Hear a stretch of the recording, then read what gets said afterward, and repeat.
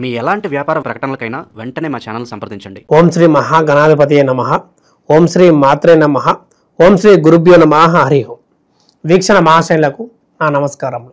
ఇప్పుడు మేషాది ద్వాదశ రాశులలో 3వ రాశి అయిన మిథున రాశి గురించి ఈ నెల మొత్తం ఏ విధంగా ఉంది ఏమిటి అనేది మనం ఈ యొక్క కార్యక్రమం ద్వారా తెలుసుకుందాం. మిథున రాశి అనగా మృగశిర 3-4 పాదములు, ఆరుద్ర 1-2-3-4 పాదములు, పునర్వసు 1-2-3 పాదములు కలిస్తే ఈ యొక్క మిథున రాశి అవుతుంది. ఈ యొక్క రాశి యొక్క అధిపతి బుధగ్రహము, అదేవిధంగా వాయుతత్వ రాశి, ది స్వభావ రాశి అని కూడా మనం చెప్పుకోవచ్చు. ఈ యొక్క రాశి వారికి ముఖ్యంగా ఈ నెల మొత్తం ఏ విధంగా ఉంది ఏంటి చూడగలిగితే ఎంతో తెలివిగా, ఎంతో వ్యూహబద్ధమైన ఆలోచనలు ఎక్కువగా చేస్తూ ఉంటారు. ఏదైనా పని చేసేటప్పుడైనా, ఉద్యోగాలైనా, వ్యాపారాలైనా, జీవితంలో అయినా, భార్యతో అయినా, తల్లిదండ్రులతో అయినా సరే వీరు మాట్లాడే మాట చాలా ఆధ్యాత్మికంగా, ఎంతో అర్థవంతంగా ఉంటుందని మనం చెప్పుకోవచ్చు. ఒక విషయం వీరు ఒక అడుగు వేసేటప్పుడు 1-2 సార్లు అది మంచా చెడా అని తెలుసుకొని వేసే పద్ధతి వీరిలో కనబడుతుంది. అది ఒక 70% వరకే. మిగతా 30% వరకు దీనికి పూర్తిగా విరుద్ధంగా వీరు ప్రవర్తిస్తూ ఉంటారు. ముఖ్యంగా చూడగలిగితే ఇటు పక్క గాలి వీస్తే ఏ విధంగా అయితే చెట్లు ఊగుతాయో వీరు అదే విధంగా ఆకర్షణలు ఎక్కువ అవుతుంటారు. ఏ పక్క ఆ అవకాశం దొరికితే ఆ పక్క నిలకడ లేకుండా ఎటు పడితే అటు తిరుగుతూ స్థిరం లేకుండా వీరికి వీరే సమస్యలాగా ఎదురవుతూ ఉంటారు. కొంతమంది చాలా వరకు తెలివిగా ప్రవర్తిస్తున్నా అనుకుంటారు, కానీ వీరికి వీరే శత్రువులై ఎంతో ఇబ్బందులను వీరే కొని తెచ్చుకునేలాగా వీరు ప్రవర్తిస్తూ ఉంటారు. అది జాగ్రత్త చేసుకొని పెద్దల మాటలేంటో పెద్దల సలహాలు సూచనలు తీసుకొని వారి ఆధీనంలో నడిచే విధంగా వీరు చేయగలిగితే చాలా అద్భుతమైన ఫలితాలు తీసుకుంటారని చెప్పుకోవచ్చు. వీరికి చూడగలిగితే ఎప్పటి నుంచో వేచి చూస్తున్న ఏదైనా కొత్త వస్తువు కొనుగోలు కానీ, వాహన కొనుగోలులో వీరు అద్భుతంగా ఈ నెల యోగిస్తుందని చెప్పుకోవచ్చు. ఏదైనా బైక్ కానీ, కార్ కానీ, ఇతర వస్తువులు కానీ కొనుగోలులో వీరు విజయాన్ని సాధిస్తారని, ఒక ధనపరంగా వీరు సేవ్ చేసుకున్న ప్రతి ఒక్క రూపాయి కూడా ఈ యొక్క నెల ఉపయోగపడుతూ వీరు కలగన్న దాన్ని నెరవేర్చుకుంటారని ఈ నెల చెప్పుకోవచ్చు. ఈ గృహం అని చెప్పుకోవచ్చు, ఇల్లు ప్రారంభానికి సరిపడే డబ్బు అని చెప్పుకోవచ్చు. బంధువుల నుంచి లేదా ఫ్రెండ్స్ నుంచి లేదా ఏదో ఒక లాటరీ రూపంగా వీరికి ఆకస్మిక ధన ప్రాప్తి లబ్ధి అనేది ఈ నెల మొత్తం కొనసాగుతుంది. దాన్ని దుర్వినియోగం చేసుకోకుండా అన్ని విధాల మంచి చేసుకుంటూ ముందుకు సాగటం వంటిది చేసుకోవటం వలన వీరికి అద్భుతమైన జీవితం ముందుకు సాగిస్తుందని చెప్పుకోవచ్చు. కానీ కొన్ని వివాహంలో కొన్ని మార్పులు తెచ్చే అవకాశం కనబడుతున్నది. భార్యాభర్తలు అండర్స్టాండింగ్ లేకపోవడం, పెళ్ళైన 3 నెలలకో 6 నెలలకో సంవత్సరానికో అండర్స్టాండింగ్ లేకపోవడం వల్ల ఈ యొక్క వర్క్ ప్రెజర్ మీద ఒకరు అర్థం చేసుకోకపోవడం, సంతాన విషయంలో ప్రాబ్లమ్స్ రావడం వంటిది ఈ యొక్క నెల ఎక్కువగా చూస్తూ ఉంటాం. ఈ యొక్క నెలే కాదు, వీరికి ఒక 1-2 ఇయర్స్ నుంచి ఆ విధంగా నడుస్తూనే ఉంది.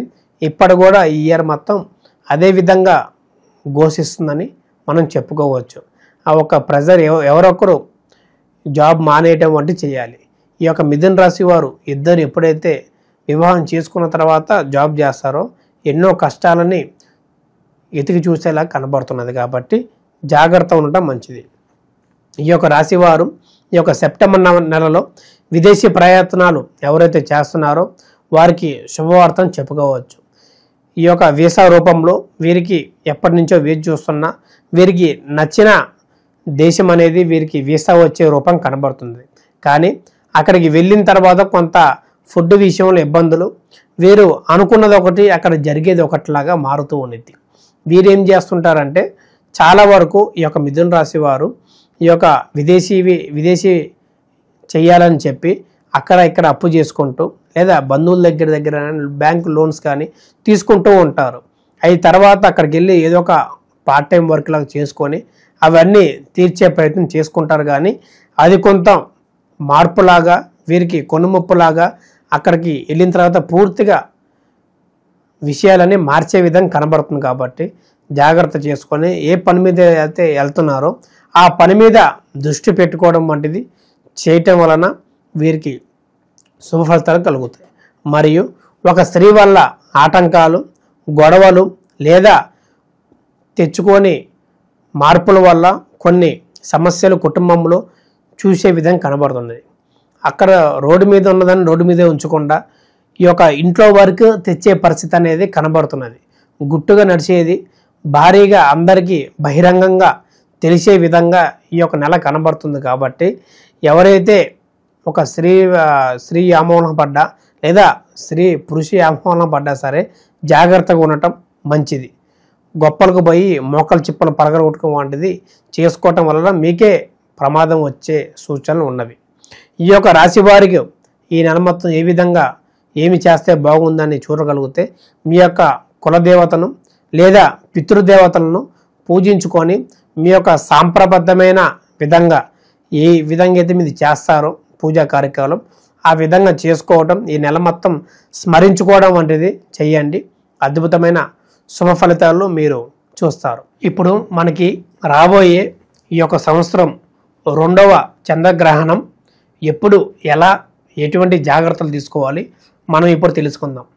మనకి మొదటి చంద్రగ్రహం వచ్చేసరికి మార్చి 14వ తారీఖున పూర్తయింది. కాబట్టి ఇప్పుడు రాబోయే 2వ చంద్రగ్రహణం ఈ యొక్క సెప్టెంబర్ 7వ తారీఖున మనకి మొదలయ్యే సమయం చూడగలిగితే రాత్రి 9:55 నుంచి మరియు మధ్యరాత్రి ఈ యొక్క 8వ తారీఖు సెప్టెంబరు సోమవారం నాడు 1:35 పూర్తవుతుంది.